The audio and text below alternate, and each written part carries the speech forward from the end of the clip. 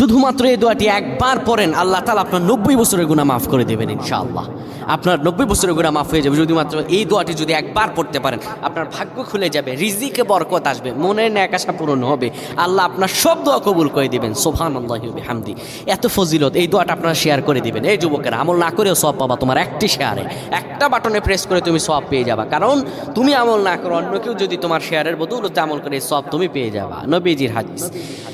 আমার ভাইয়েরা, আল্লাহর কাছে দোয়া করা, আল্লাহর কাছে দোয়া চাওয়া, এটি হলো মুমিনদের কাজ। আমার আল্লাহ বান্দাকে বলেন, বান্দারে উদউনি আস্তাজিব লাকুম, আমার কাছে চাও, আমার কাছে চাইলে আমি আল্লাহ তোমাকে দিয়ে দিব।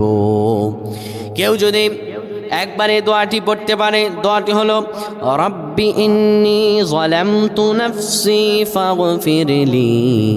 কেউ যদি এই দোয়াটা একবার পড়তে পারে, আমার আল্লাহ তাআলা তার 90 বছরের গুনাহগুলো মাফ করবেন। কবিরা গুনাহ নয়, সেটি হলো সগীরা গুনাহ। সগীরা গুনাহ মাফ হবে, বলবেন হুজুর 90 বছর